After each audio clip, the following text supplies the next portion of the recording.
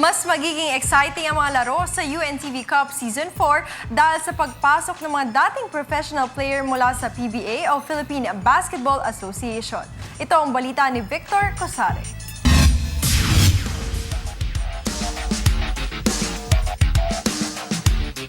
Mas exciting na mga laro ang ihahatid ng Season 4 ng UNTV Cup dahil sa pagpasok ng mga dating player mula sa PBA.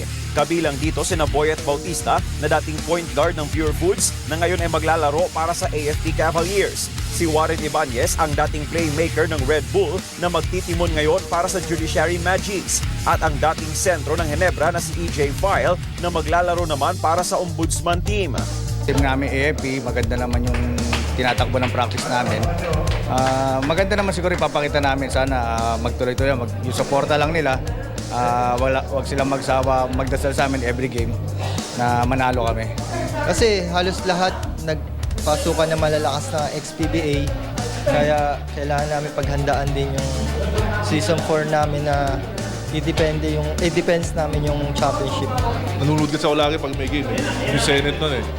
Ayun, tapos sabi ko, mukhang okay na, mukhang masaya na.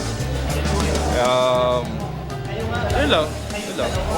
Exposure ulit, sa tagal lang nawala eh. Ayon kay UNTV Cup Commissioner Atoy Ko, tataas ang level ng laro dahil mahahatak ng mga dating manlalaro ng professional basketball ang kanilang team. Asahan ding mas magiging mahigpit ang bakbakan sa hardcourt. Siyempre, mas magandang manood tayo na hindi natin alam hanggang kalagitnaan o hanggang sa dulo ng fourth quarter, hindi natin alam kung sino mananalo at sino matatalo.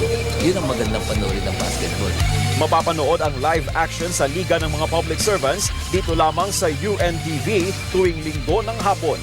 Victor Cosare, UNTV News, Worldwide.